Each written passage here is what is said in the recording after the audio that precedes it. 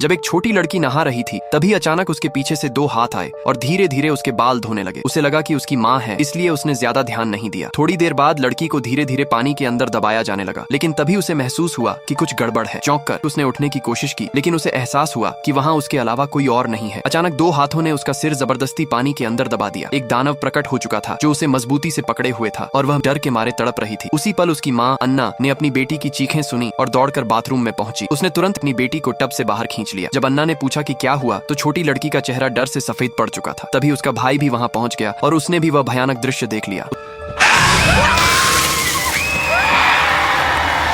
उसने तुरंत अपनी बहन को पकड़ा और उसे कमरे से बाहर खींच लिया। अन्ना किसी तरह उस भूतिया पकड़ से छूट गई। उसने जोर से दरवाजा बंद किया, लेकिन उससे पहले उसके हाथ पर खरोंच पड़ चुकी थी। डरी हुई अन्ना अपने बच्चों को लेकर सीधे चर्च भागी। पादरी ने उसके हाथ की जांच की और बताया कि ये खरोंचें एक दानव की हैं और जिस किसी को ऐसे निशान पड़ जाए वह उसके चंगुल से कभी नहीं बच सकता। उसने अन्ना को जैक नाम के एक जादूगर से मिलने की सलाह दी। जब जैक ने वे खरोंचें देखी तो उसने तुरंत पहचान लिया कि यह दानव का काम है। वह अन्ना के साथ उसके घर गया और कुछ अंडे निकाले। जब उसने अंडे तोड़े तो उनमें से गाढ़ा काला तरल बाहर निकल आया। यह दानवी मौजूदगी को पहचानने का तरीका था। इसका साफ सबूत कि घर में सच में एक दानव मौजूद था। अन्ना अब भी संदेह में थी, लेकिन इससे पहले कि वह कुछ कह पाती मेज पर रखे बाकी अंडे जोर जोर से हिलने लगे।